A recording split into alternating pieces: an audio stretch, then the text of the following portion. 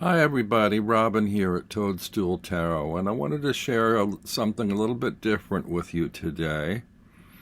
And this has to do with my recent preoccupation with beads. Now, for the last maybe year or so, I've been utilizing beads as a therapeutic tool.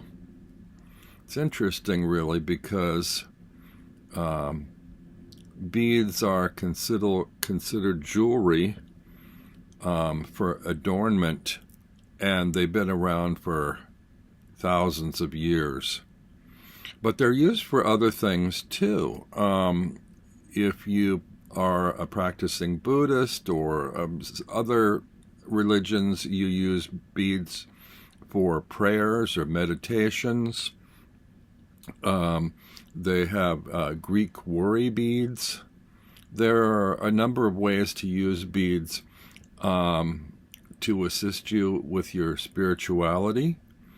I use them therapeutically, and I discovered that they're like a technical tool that's not really technical. I mean, it feels like steampunk to me or something. It's something so simple and yet very useful. And since often when people wear beads, they think, oh, it's pretty, it's jewelry. They don't think that there may be some hidden use or purpose to beads.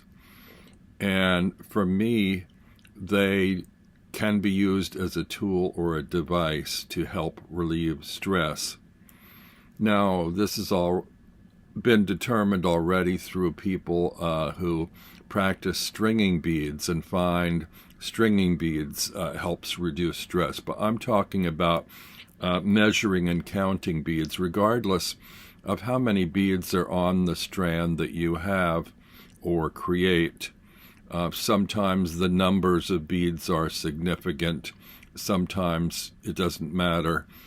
For me, it feels important to have a closed circle of beads, regardless of how many beads are on there. However, you can just do a string of beads, and after you use it and work your way to the end, just flip it over and work your way back.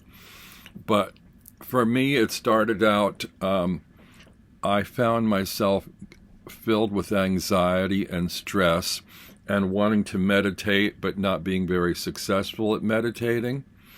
And I started off out in nature, which helps. And when I'm stressed or anxious, my breathing gets erratic. And so I found that using beads helped to regulate my breathing by focusing on the breath. So you start with a bead and you breathe in, and then when you exhale and breathe out, you move to the next bead. And you try to keep those breaths even and regulated and measured by this. And the number of beads on here equals the number of breaths before you complete a cycle. And so, depending on the length of it, it devotes a certain amount of time to measuring your breathing and slowing it down or regulating it. And I found that to be really helpful. Now, you may not have time in the day to sit down quietly and do this with a string of beads this long, but there are also these little wrist beads, and you can wear these and no one's any the wiser that they're being used for something other than decoration. And as with a fidget spinner, you can just start handling the beads, pushing them between thumb and forefinger, or thumb and any other finger or set of fingers, until you make your way around. Now, I advise having a string of beads that either has a knot where they join the loop, or a different size bead, so that you don't have to physically look at it. You can feel once you've completed a cycle. This helps in terms of the time you set on it. Maybe you only want to do one cycle. When you get around to the larger bead or the knot, you know you're done. It's very quick. It doesn't take very long. On this particular one, I think there are 25 beads. So that's not very long, a minute, a couple minutes maybe. On something like this, you can spend 20 minutes, half an hour. But I just find that what this does is it's helpful in meditation too, because it helps with your focus. Your focus is on this thing that doesn't take a lot of mental focus, but just enough so that your mind can relax and remove all these distracting thoughts from it, and you're able better to meditate. Now, a lot of people use little prayers or little mantras. You can create your own mantra. I recommend keeping it short. Usually you'll recite one with each bead, so the longer your prayer or mantra, the slower it's going to be and the longer it's going to take to make your way around. And I believe that repetition is the key to these things. If you are making an affirmation or a mantra or a little prayer, the more times you say it, the more times it goes into your head, into your body, into your soul, and helps build up this sort of habit or this reinforcement of the energy behind those words. They say usually it takes 28 days, I think it is, to establish a pattern such that it will take hold, and then it'll ingrain it, and it's in there for good. And I advise, if you're meditating with beads or working with beads, to do it every day, maybe multiple times a day, but at least every day. And don't beat yourself up if you miss a day. Just the next day, pick it up again until it can become routine, until you develop this sort of pattern. Now, I did a little bit of research online. I was trying to find some information about using beads, but I did find this. This isn't specifically related to beads, but it's related to repetitive motions. I just want to read this little excerpt I found online. Perhaps there's something you already participate in that is repetitive and could be applied as an anxiety reliever. Exercise, knitting, or rocking in a favorite chair are all examples. Others include running or walking on a treadmill, painting, swimming, or vacuuming. I also want to add dancing, or maybe this is why we love listening to pop music, because it's got a repetitive beat. Less common examples that could work for you are writing by hand, of course, drawing, stretching, or even word puzzles, as long as they do not increase your mental load. So little things where they're repetitive, short movements, brush strokes, pen strokes in cursive writing, or even printing. Repetitive motion doesn't always have to be productive. Fidgeting is a great way to release energy. Try sitting down in a comfortable chair and kicking your legs, tapping a pencil. All those stress relief office toys are perfect for this. Anything that engages you in consistent, steady motion and redirects your mental attention is good. Whenever you feel stress piling up within your mind and body, or if your anxiety is too much for you, take a moment to practice your choice of repetitive motion. It may only require a few minutes of your time, or you may prefer to give it a couple of hours. But so long as you can feel the anxious energy drain draining away to a level that's easy for you to cope with, then you are on the right track. It may sound silly, but a simple repetitive activity can be the difference between living with your anxiety and living without it.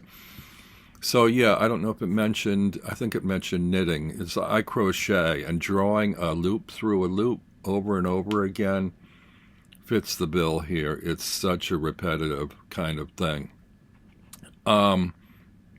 And it occurred to me, another idea is if you don't have a string of beads, you have 5 digits on your hand.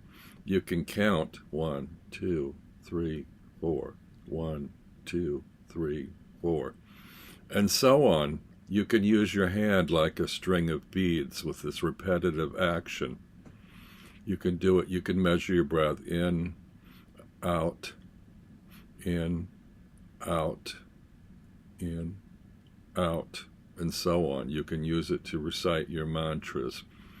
So there's an idea you don't even need the beads, but I like the physical sensation of the beads between my fingers and feel like I'm mechanically getting somewhere as I move around this loop, this orbital loop.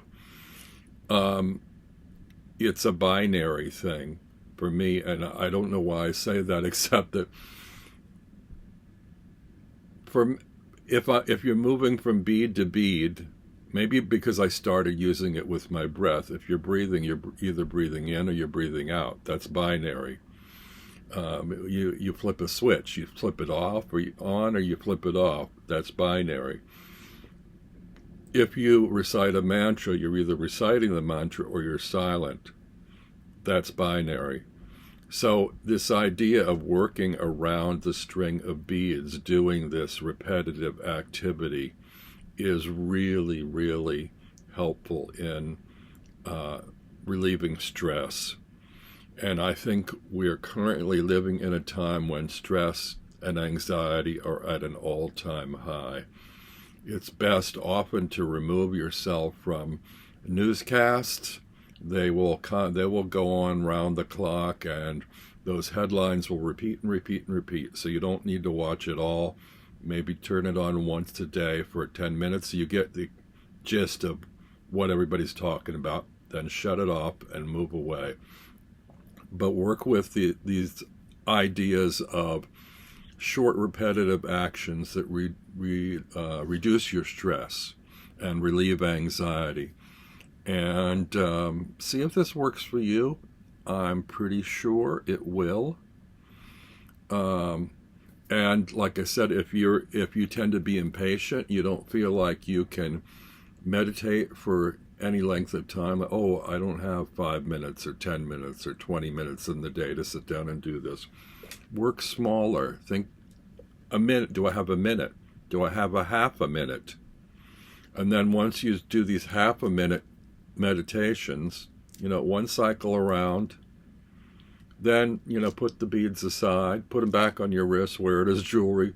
Later in the day, maybe you're waiting for a bus, or, you have some place, you're waiting on someone, you're at an appointment, you're early.